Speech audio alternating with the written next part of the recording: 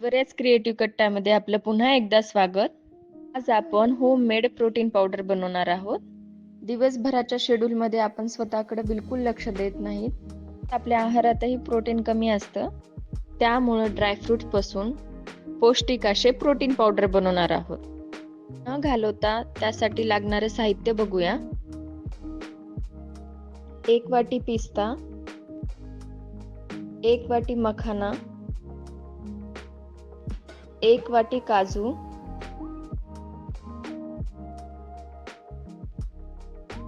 1 वाटी बदाम, 1 वाटी अक्रोड. इथे मी 1 वाटी खारीक पावडर घेतलेली आहे.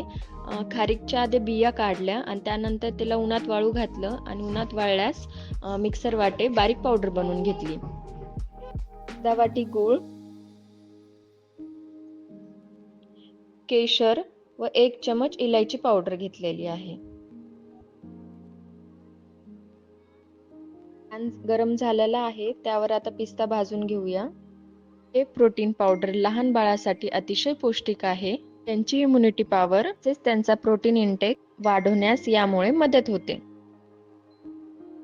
त्याचा थोडा कलर बदलला की पिस्ता काढून घेऊया. त्या ताटामध्ये पिस्ता काढून घेतलेला आहे मी.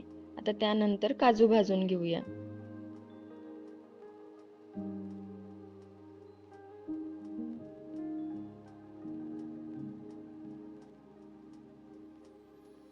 ही भाजलेले आहेत, त्याला ताटामध्ये काढून घेऊया.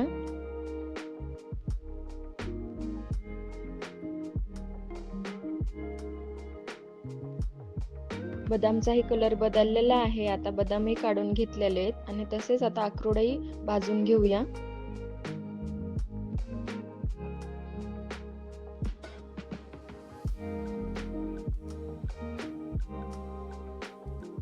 आता मखानाही भाजूया. मखान्याचा सर्व ओलावा गेलेला आहे, त्यामुळे ते छान क्रिस्पी झालेला आहे. आता सर्व जिन्नस आता थंड करून घेऊया.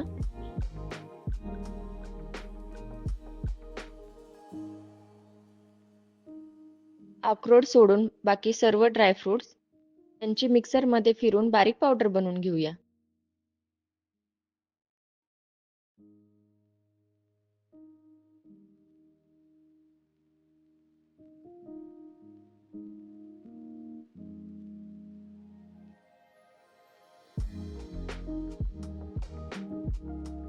मध्ये केशर आणि वेलची पूडही टाकूया आणि हे आता सर्व मिक्सर मध्ये फिरूया. या सर्वांना आता मिक्सर मध्ये फिरून घेऊया.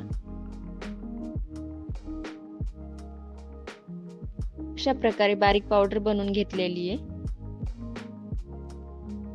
अक्रोडला तेल भरपूर प्रमाणात असतं, त्यामुळे त्याला शेवटलाच मिक्सर मधून फिरूया.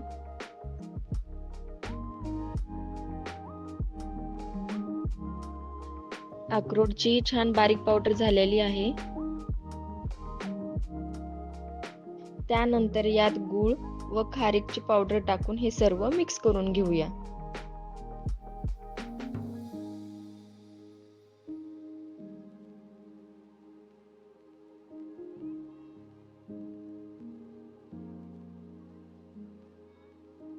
या पावडरला आता चाळणीने चाळून घेऊया.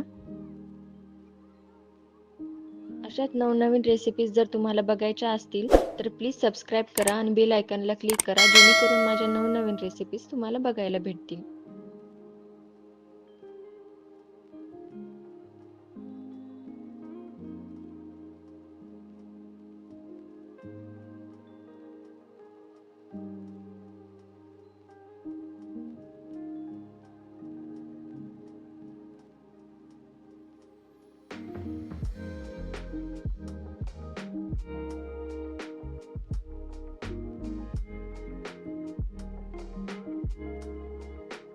चाळणीने चाळलेला आहे.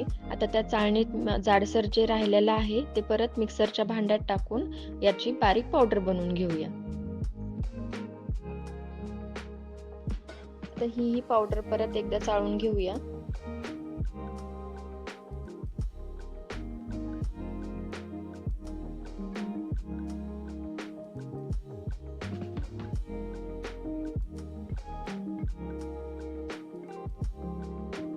बघा आपलं पावडर किती बारीक झालेलं आहे.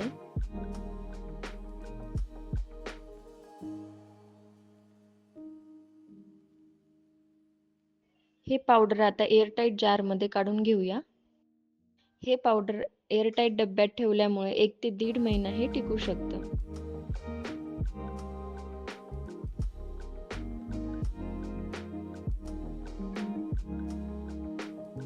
1 कप दुधामध्ये 1 ते 1.5 चमचा मी इथे पावडर टाकलेला आहे.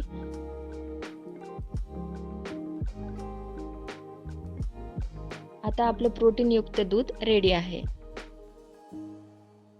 Enjoy.